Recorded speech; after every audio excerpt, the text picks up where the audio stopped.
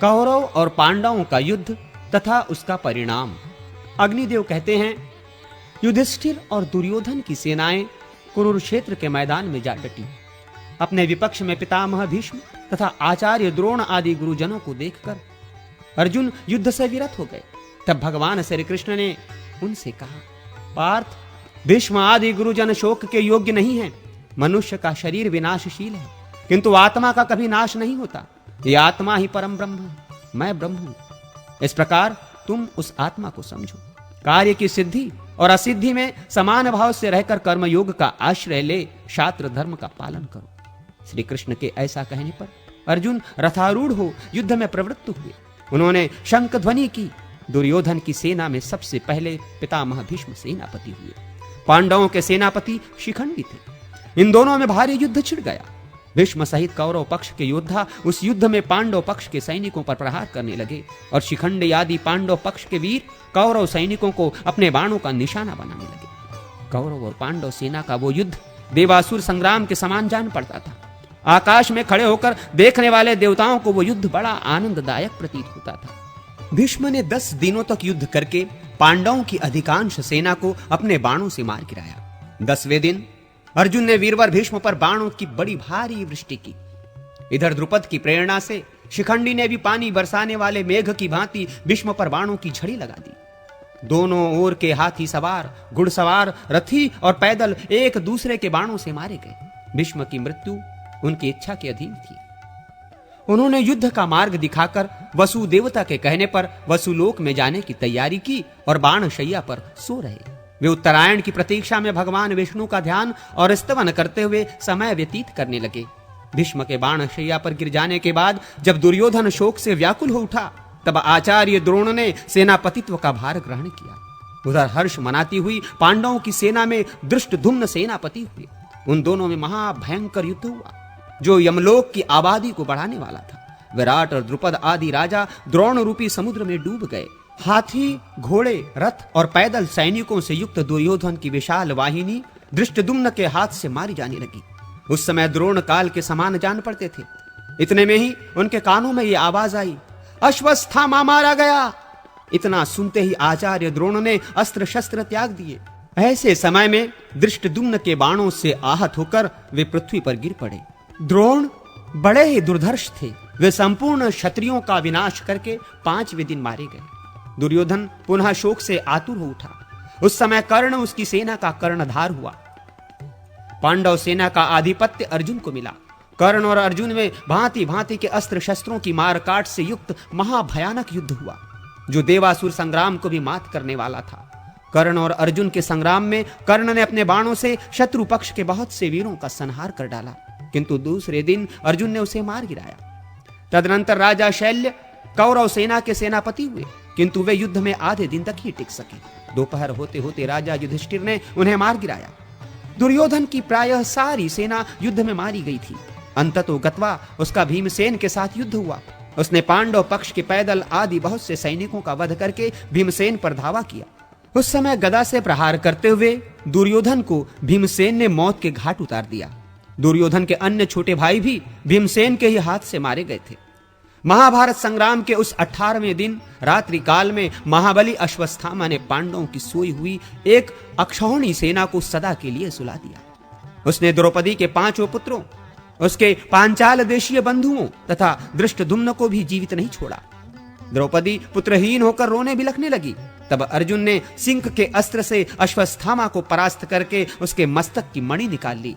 उसे मारा जाता देख द्रौपदी ने ही अनुनय विनय करके उसके प्राण बचाए। इतने पर भी दुष्ट अश्वत्थामा ने उत्तरा के गर्भ को नष्ट करने के लिए उस पर अस्त्र का प्रयोग किया। वो गर्भ उसके अस्त्र से प्रायः दग्ध हो गया था, किंतु भगवान श्री कृष्ण ने उसको पुनः जीवन दान दिया। उत्तरा का वो गर्भस्थ शिशु आगे चलकर राजा परीक्षित के नाम से विख्यात हुआ। कृतवर्मा, कृपाचार्य तथा अश्वत्थामा ये 3 वीर कौरव पक्षीय वीर उस संग्राम से जीवित बचे। दूसरी ओर 5 पांडव, सात्यकी तथा भगवान श्री कृष्ण ये 7 ही जीवित रह सके, दूसरे कोई नहीं बचे। उस समय सब ओर अनाथा स्त्रियों का आर्तनाद व्याप्त हो रहा था। भीमसेन आदि भाइयों के साथ जाकर युधिष्ठिर ने उन्हें सांत्वना दी तथा रणभूमि में मारे गए सभी वीरों का दाह संस्कार करके उनके लिए जलांजलि दे धन आदि का दान किया। तत्पश्चात कुरुक्षेत्र में शरशैया पर आसीन शांतनु नंदन भीष्म के पास जाकर युधिष्ठिर ने उनसे समस्त शांतिदायक धर्म, राजधर्म, आप धर्म, मोक्ष धर्म तथा दान धर्म की बातें सुनी। फिर वे राज सिंहासन पर आसीन हुए।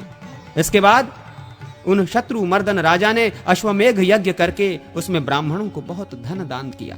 तदनंतर द्वारका से लौटे हुए अर्जुन के मुख से मुसलकांड के कारण प्राप्त हुए शाप से पारस्परिक युद्ध द्वारा यादवों के संहार का समाचार सुनकर युधिष्ठिर ने परीक्षित को राजासन पर बिठाया और स्वयं भाइयों के साथ महाप्रस्थान कर स्वर्गलोक को चले गए।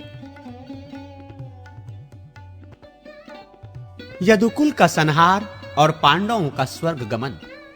अग्निदेव कहते हैं, ब्रह्मन, जब युधिष्ठिर राज सिंहासन पर विराजमान हो गए तब धृतराष्ट्र गृहस्थ आश्रम से वानप्रस्थ आश्रम में प्रविष्ट हो वन में चले गए, अथवा ऋषियों के एक आश्रम से दूसरे आश्रमों में होते हुए वे वन को गए।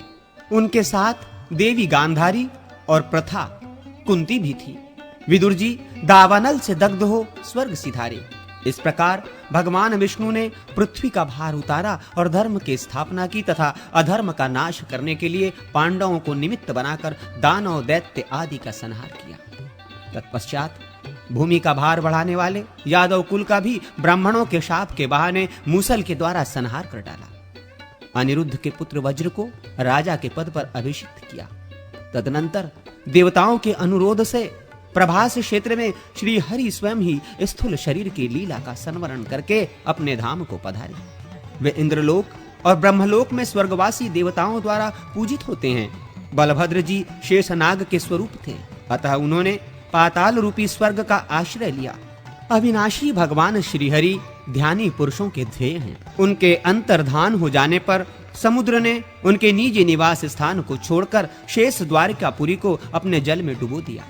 अर्जुन ने मरे हुए यादवों का दाह संस्कार करके उनके लिए जलांजलि दी और धन आदि का दान किया। भगवान श्री कृष्ण की रानियों को, जो पहले अप्सराएं थीं और अष्टावक्र के शाप से मानवीय रूप में प्रकट हुई थीं, लेकर हस्तिनापुर को चले। मार्ग में डंडे लिए हुए ग्वालों ने अर्जुन का तिरस्कार करके उन सब को छीन लिया। ये भी अष्टावक्र के शाप से ही संभव हुआ था। इससे अर्जुन के मन में बड़ा शोक हुआ। फिर महर्षि व्यास के सांत्वना देने पर उन्हें यह निश्चय हुआ कि भगवान श्री कृष्ण के समीप रहने से ही मुझ में बल था। हस्तिनापुर में आकर उन्होंने भाइयों सहित राजा युधिष्ठिर से, जो उस समय प्रजावर्ग का पालन करते थे, ये सब समाचार निवेदन किया।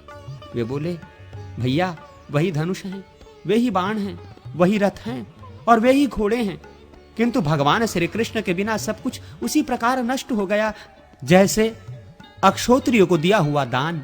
ये सुनकर धर्मराज युधिष्ठिर ने राज्य पर परीक्षित को स्थापित कर दिया। इसके बाद बुद्धिमान राजा संसार की अनियतता का विचार करके द्रौपदी तथा भाइयों को साथ ले महाप्रस्थान के पथ पर अग्रसर हुए। मार्ग में वे श्रीहरि के अष्टोत्तर शत नामों का जप करते हुए यात्रा करते थे। उस महापथ में क्रमशः द्रौपदी, सहदेव, नकुल, अर्जुन और भीमसेन एक एक करके गिर पड़े। इससे राजा शोकमग्न हो गए। तदनंतर वे इंद्र के द्वारा लाए हुए रथ पर आरूढ़ हो दिव्य रूपधारी भाइयों सहित स्वर्ग को चले गए। वहां उन्होंने दुर्योधन आदि सभी धृतराष्ट्र पुत्रों को देखा।